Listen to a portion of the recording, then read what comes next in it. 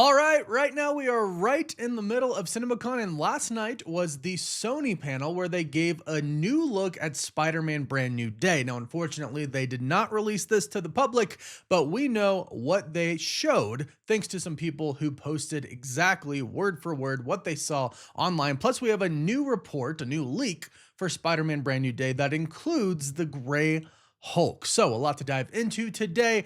Thanks for stopping by the channel, Cosmic Crew. Let's not waste any time and go right into this. This is coming from our buddy of the channel, Brandon Davis, who was at CinemaCon, and right after the panel ended, when they were allowed to bring their phones back out, he posted what he saw online.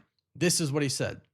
Peter Parker sitting in a cafe and watching Ned walk in and out without noticing him. So that is obviously a part that we saw in the trailer. Of course, he doesn't know who Peter Parker is. Nobody knows who Peter Parker is, and he even has a new name, which we'll get to in a bit.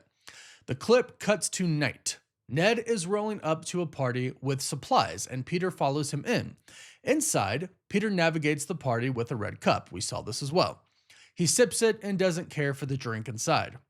Moving through and away from the crowds, he finds a Chewbacca minifigure and reminisces on his time with Ned. He had flowers in his hand, but is distracted by a series of photos of Spider-Man on a corkboard. So I actually think when he sips the cup and doesn't care for the drink inside, that's probably actually a reference to Tom Holland in real life, how he does not drink alcohol anymore, and he started his own non-alcoholic beer company, Biro. I think that's probably actually a little nod to him getting clean and sober. I actually really like that.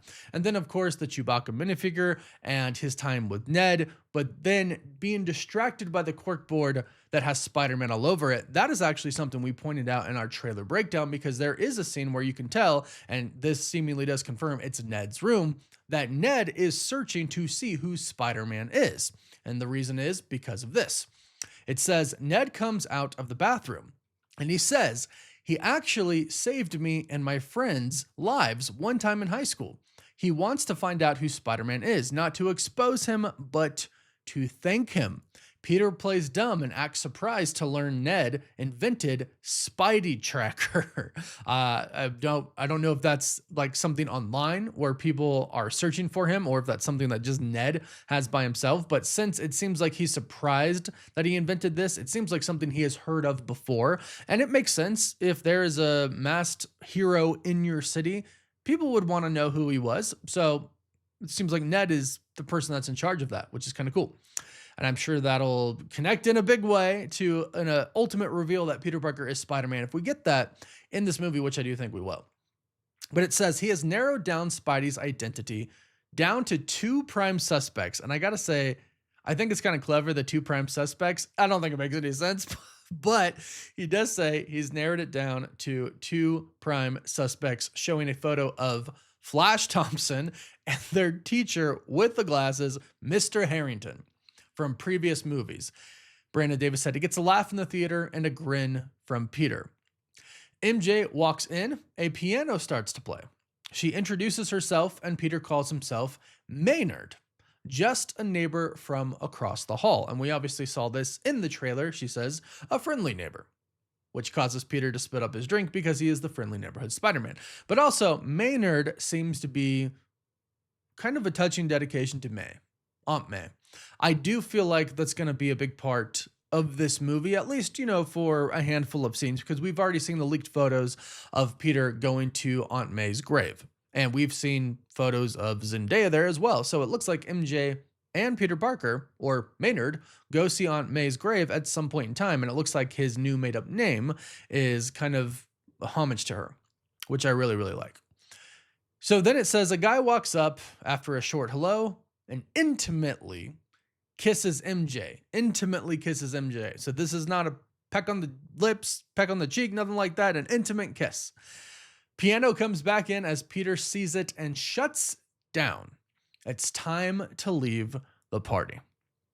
So obviously this is pretty devastating for Peter. Not only does the love of his life not remember who he was, not in love with him anymore, but his best friend doesn't either. Nobody does. Aunt May is not there anymore, which is, you know, we have Maynard now.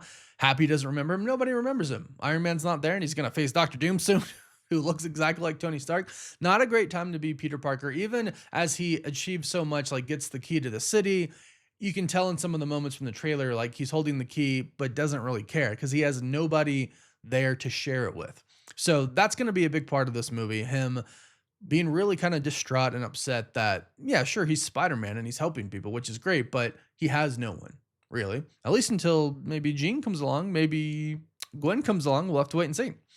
Says it fades to black and a sizzle reel plays. It only has footage from the previous trailer until Spider-Man gets damage control agents to hold on as he limbers up and stretches to fight them, ultimately webbing one to a fence. This is a big part because this means that damage control really is hunting superheroes. Now, we saw Tremel Tillman's character and we saw Spider-Man talking to him. It looked like he was friendly, but it looks like they then turn. So that confirms they are basically hunting people with powers, which means Sadie Sink, who I believe is Jean Grey, it's all but confirmed in my head, they are hunting her as well. And that's going to be a big part of the movie and a big part of why the Punisher is actually trying to help her as well. But not until they run into conflict with her, because according to this new report from My Time to Shine Hello, it's actually going to be Jean's fault that the Hulk turns gray. So we'll get to that in just a bit, but first I want to mention that the Beyond reporter stated this the other day. This is the first CinemaCon that will have multiple trailers released online. Now, I think CinemaCon has done that in the past before, but what they are getting at, I think, is that if the Avengers Doomsday teaser trailer does drop at CinemaCon, they'll release it online. Now, this is not confirmed. Take it with a grain of salt, but it could happen. Now, the Spider-Man Brand New Day stuff that we got that we just went over, that's not a trailer. That was just footage that they showed, right? We've already gotten the trailer for it. That was the full trailer, not a teaser, the full trailer. Another one will come, of course, but that's not what was shown. For Avengers Doomsday, if they decide to show the full trailer, it might drop online at the same time. If they decide to show footage, probably not. But the trailer, I would expect that they want it online at the same time, but we'll have to wait and see. Now, going into what I said before, coming from My Time to Shine Hello, huge Brand New Day leak, she states, Jean Grey will take control of the Hulk and turn him into Grey Hulk and make him fight Spider-Man and the Punisher. Now, there's a lot of ways that this could go down, but I will say, recently, due to some promo art that was revealed for Spider-Man Brand New Day, we did see that the Grey Hulk is indeed confirmed. We did see a picture of the Hulk, and he's gray. I don't think it's going to be the same take as in the comics. I literally think it's just going to be, hey, we have the normal Hulk and Jean Grey kind of possessed him and he turned gray and he kind of turned bad. That's essentially what I think is going to happen. So if you're expecting all the stuff from the comics, I wouldn't really expect too much, you know? So that's what we're planning to get, but it does make sense that Jean Grey would do this. It also makes sense that the Hulk would kind of Hulk out first, because Bruce Banner's device, I mean, I think we all know that that's going to break, right? It keeps him in check. It keeps him from turning into the Hulk. It's not like he's stuck in Professor Hulk anymore. He is in pure human form, and he has that Gamma device to keep him in that form when it breaks, because it will at some point in time, because he's going to get involved with these shenanigans with Peter Parker and Jean Grey and the Punisher. He hulks out once again. Then from there, once he is hulked out, Jean Grey gets inside of his mind, and that's when he turns into the Grey Hulk. That's what I assume is going to happen based on things that we've heard before, which I'm okay with because we get the Savage Hulk back and then we get a Grey Hulk, which should be more savage. So him going up against the Punisher and Spider-Man, that is something that we've heard for a very long time now. That is confirmed. And now just to add Jean Grey into the mix as the reason that happens, that makes a lot of sense. And it could be she does that because she's really just trying to get away from Spider-Man, trying to get away from the Punisher, because they're trying to kind of stop her from going after the DODC. Because if the reports that we've heard about her being tortured by them are true, well, it makes sense that she would want to go and seek revenge. And if she really is Jean Grey, albeit probably a Jean Grey who just got her powers, but she's still Jean Grey, she has the powers to go and do so. She has the powers to go and torture some of them, which is probably what she's aiming to do. Spider-Man, of course, doesn't want her to do that. The Punisher is probably just trying to get her to leave, and probably after the Punisher special presentation where it says he's trying to get past revenge, he's probably trying to convince her, hey, revenge isn't worth it. You know, let me tell you something about revenge. So she doesn't care. I think that's really what's happening here. So in order to kind of combat them instead of directly fighting them, she just messes with the Hulk, turns him incredibly savage, and then we get that fight that we've heard about and have been waiting for a very long time. The Hulk, Spider-Man, and the Punisher. Seems like this movie is going to have a lot of really great action scenes, and it also seems like it's going to be really, really deep. So as far as I'm concerned, that will make for a great Spider-Man movie, and Tom Holland says this is his favorite one so far.